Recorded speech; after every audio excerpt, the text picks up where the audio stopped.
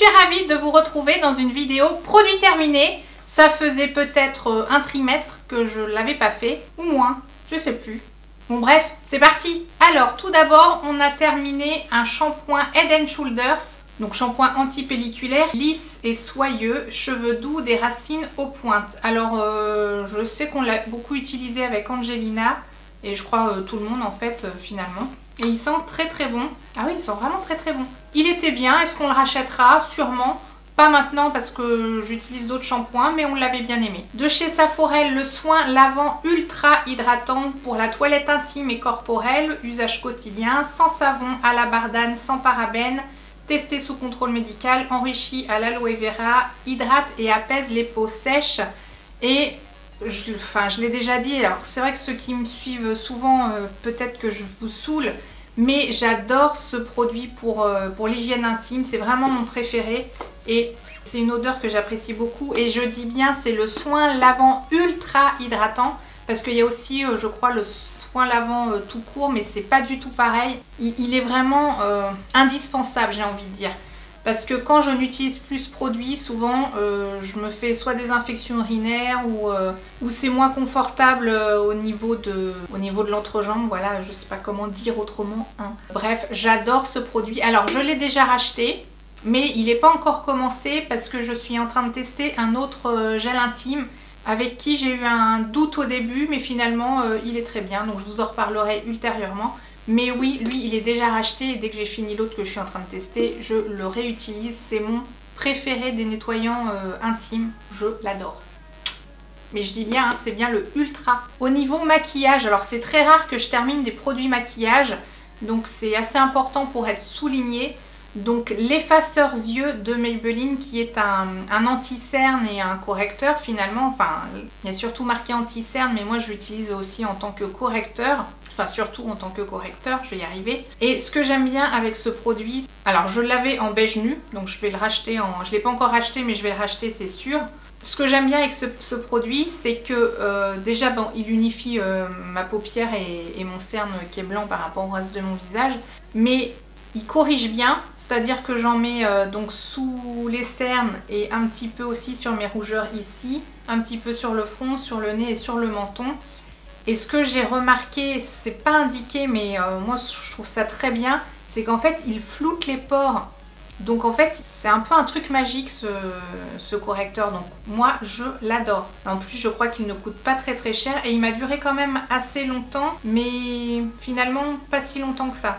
Donc bon, il n'y a que 6 ml. En fait on tourne, je pense que vous le connaissez, et puis il y a un embout mousse.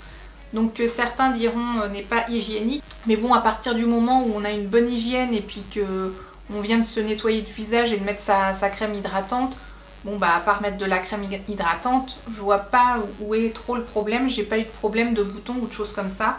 Donc je l'adore. Ensuite, un mascara, le volume million de cils Fatal de L'Oréal. Je suis arrivée au bout.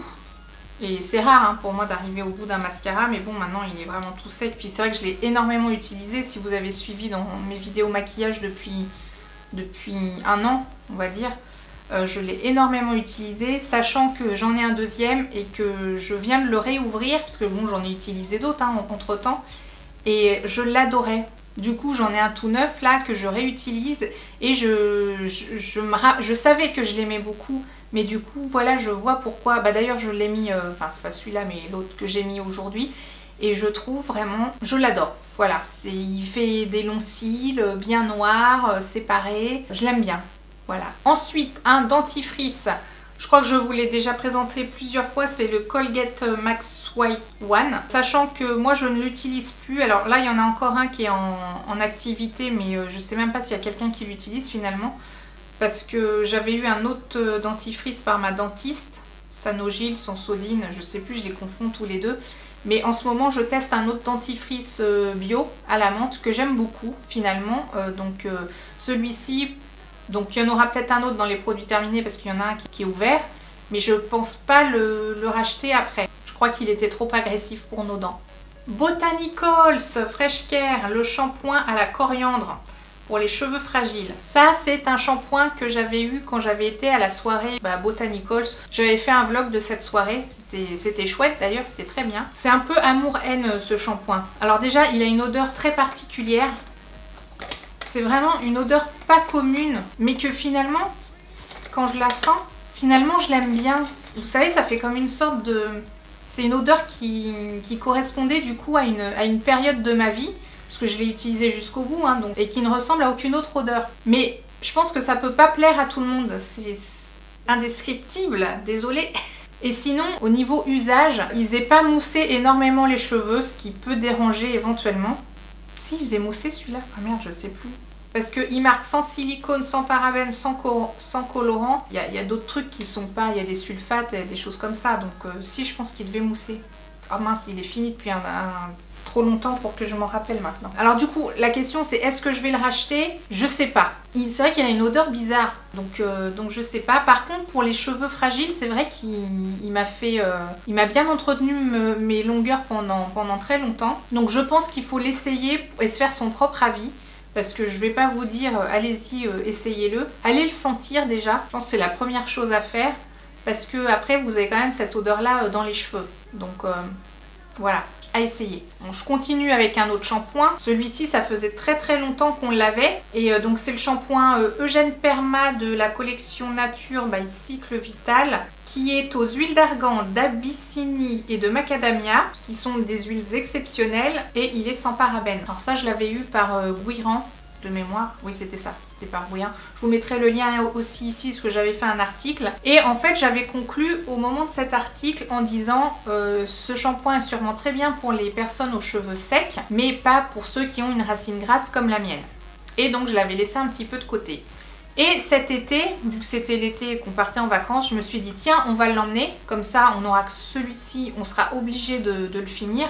Oui, je sais, je suis un petit peu bizarre moi, mais j'aime bien finir les produits de manière un peu éco-responsable. Enfin, je sais pas si vous voyez ce que je veux dire, mais dans la mesure du possible, je vais pas les jeter, ou alors je vais les donner, ou je vais trouver une façon de les utiliser à la maison. Et du coup, on l'avait emmené en vacances, et je l'ai utilisé en shampoing tout l'été pendant les vacances. Et en fait, je l'ai adoré. Alors, je sais pas si c'est l'effet justement parce que quand on va à la plage et tout ça, on a les cheveux beaucoup plus secs et tout. Mais le fait d'utiliser ce shampoing, mes cheveux étaient très beaux et ils ne graissaient même pas plus que la normale. Donc finalement, après, je me suis dit, oh bah mince, je l'avais mal catégorisé et finalement, il était très bien. Donc la question, est-ce que je le rachèterai? J'ai tellement toujours des choses à tester que finalement, je pense pas que je vais le racheter exprès parce que j'aurais trop peur qu'il me fasse regresser les cheveux.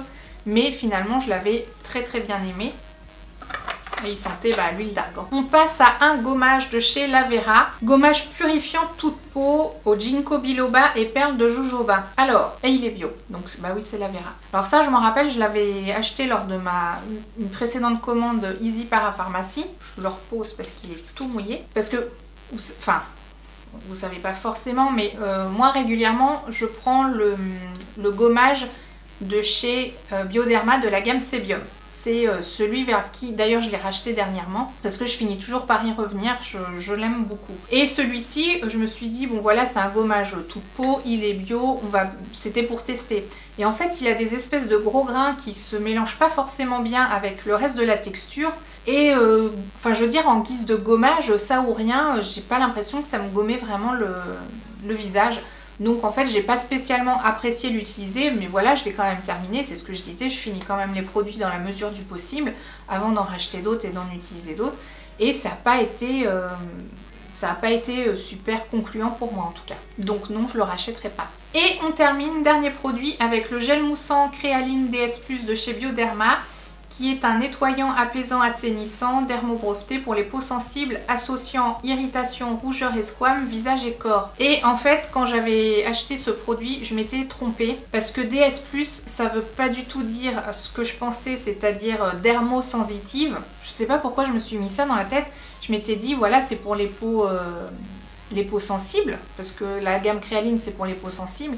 Oui, sauf que DS, en fait, ça veut dire dermite séborique, un truc comme ça. Et finalement, je l'ai quand même utilisé parce que si c'est bien pour traiter certains problèmes de peau, ça pouvait pas me faire de mal. Donc c'est un bon produit, de toute façon j'ai envie de dire c'est Bioderma, c'est un petit peu ma marque préférée dans les soins.